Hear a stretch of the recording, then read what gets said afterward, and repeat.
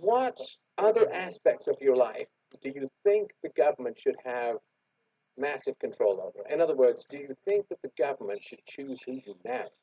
Right? And people would say, God, no. Like, what a nightmare. Oh, okay, so that's really bad, right?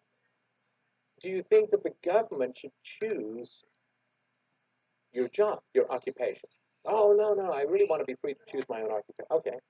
What about where you live? Should the government choose where you live, or should that be up to you, right? Oh, no, no, I'm going to choose where. Okay, should the government choose your friendships, or should you be free to choose your friendships? How about your hobbies? How about this? Like, you can just go down a list, right, of everything. How about your furniture? Should the government choose your furniture and the color of your wall? And should the government choose your car, or whether you have, like, so people will talk about all the stuff they love choosing, right?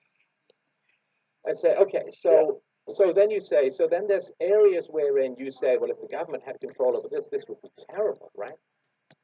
But there are other areas where you say the government should have control, and I'm just wondering what the difference is. Like, what is the difference between areas where, oh my God, if the government had control, that'd be the worst thing ever, and otherwise, if the government didn't have control, that'd be the worst thing ever, and just get people to think about how much they treasure their liberties. And then you would say, listen, wouldn't we want a society where the maximum amount of choice and freedom and responsibility existed? And you don't say, well, the maximum is 100% stateless society, and here's how we do the roads, and here's how we do national defense.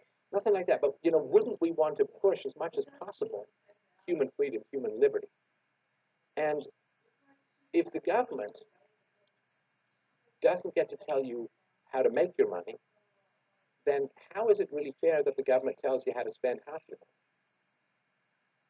Right? And if we could get that number down and still get good things in society, wouldn't that be for the better? Because if you can't get people to be excited about the destination, they're not going to want to go on the journey, if that makes sense, right? So give them a sense of like all the things that you treasure about your liberties. If we could have those in more areas, wouldn't that be great? Wouldn't that be good?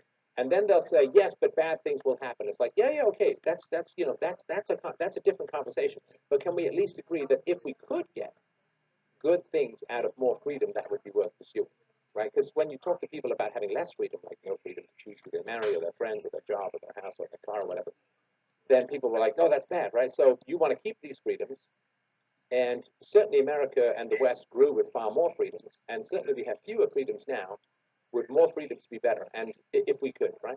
And so if they're interested in more freedoms, then you can start to explore how those could be achieved.